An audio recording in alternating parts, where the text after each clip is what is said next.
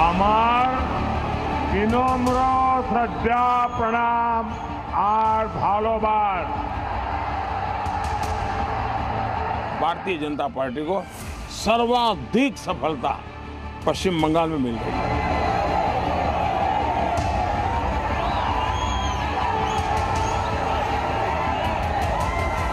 हम अगर सीपीएम को ऊपर उखाड़ते सकते थे तो हम बीजेपी को भी उखाड़ देंगे।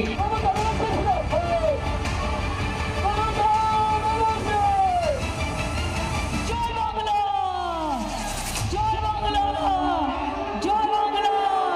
2014 में मिली 2 सीटों से 2019 तक 18 सीटों तक पहुंचने वाली बीजेपी क्या 2024 में पश्चिम बंगाल में बड़ा चमत्कार करने वाली है?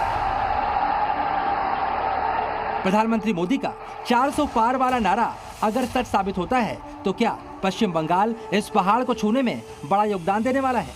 प्रधानमंत्री मोदी के आत्मविश्वास ने पश्चिम बंगाल के चुनावी पारे को और चढ़ा दिया है।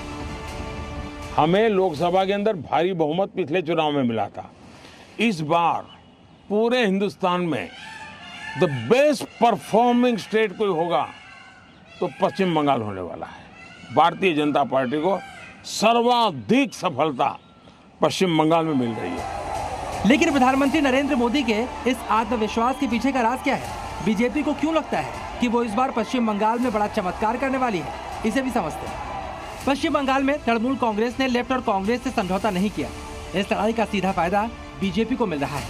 चुनाव प्रधानमंत्री चुनने के लिए है और नरेंद्र मोदी के चेहरे के सामने विपक्ष का कोई बड़ा चेहरा नजर नहीं आ रहा। संदेश खाली जैसी घटनाओं ने महिलाओं के लिए सुरक्षित समझे जाने वाले पश्चिम बंगाल में महिला सुरक्षा पर सवाल खड़े किए हैं। चुनाव दर चुनाव भारतीय जनता पार्टी का प्रदर्शन राज्य में सुधर रहा है। ममता बनर्जी सरकार के खिलाफ सड़क से संसद तक मुख्य विपक्षी पार्टी के तौर पर बीजेपी हर जगह मजबूती से खड़ी नजर आई है। वहीं तृणमूल कांग्रेस के कैडर की गुंडागर्दी से भी कई जगहों पर लोग नाराज हैं। इसके अलावा पश्चिम बंगाल में सरकार के मंत्रियों का भ्रष्टाचार में लिप्त होना भी मोदी इसे भी बीजेपी के लिए शुभ संकेत बता रहे हैं। पश्चिम बंगाल का चुनाव एक तरफा जनता जनार्दन उसको लीड कर रही है और उसके कारण सरकार में बैठे हुए लोग टीएमसी के लोग बौखलाए हुए हैं। लगातार हत्याएं हो रहे हैं, हमले हो रहे हैं। भाजपा कार्यकर्ताओं को चुनाव के पहले जेलों में बंद कर दिया जा रहा है। ये सारे जुल्मों के बावजूद भी मतदान भी जनता ज्यादा कर रही है और वोट भी ज्यादा हो रहा है। लेकिन ये भी बहुत बड़ी सच्चाई है। एक तरफ पश्चिम बंगाल में बीजेपी का मजबूत चुनावी अभियान है तो दूसरी तरफ बंगाल की नब्ज पर दीदी की मजबूत पकड़। यही वजह है प्रधानमंत्री 2024 को तृणमूल के अस्तित्व की लड़ाई बता रहे हैं। वहीं पश्चिम बंगाल की मुख्यमंत्री ममता बनर्जी का दावा है कि वो बीजेपी का हाल लेफ्ट पर ऐसा कर देंगी।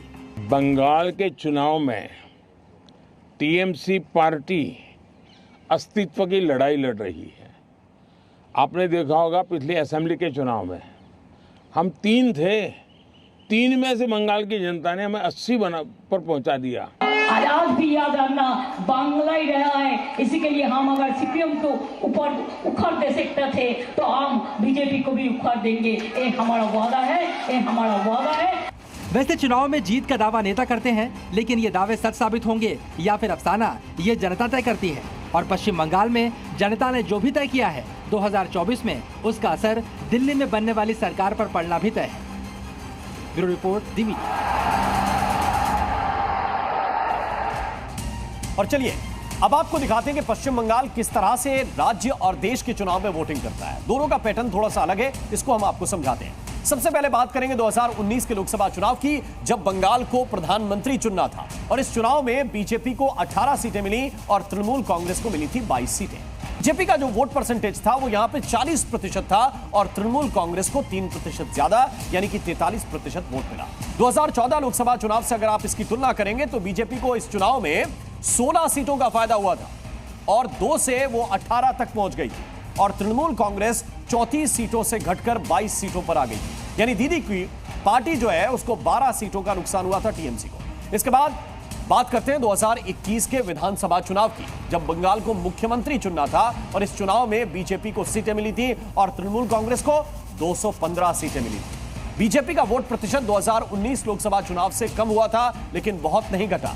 38% बीजेपी को वोट तब भी मिला और तृणमूल कांग्रेस का वोट प्रतिशत 2019 के लोकसभा चुनाव से बढ़कर 48% पर पहुंच गया। लेकिन 2016 के विधानसभा चुनाव से आप तुलना करेंगे तो बीजेपी सिर्फ 3 सीटों से 77 सीट पर पहुंच गई, यानी उसे 74 सीटों का यह फायदा हुआ। जबकि तृणमूल कांग्रेस को भी 2016 के मुकाबले 4 सीटें ज्यादा मिली। लेकिन 2024 में एक बार फिर से पश्चिम बंगाल की जनता प्रधानमंत्री चुनने के लिए वोट कर रही है। जी न्यूज़।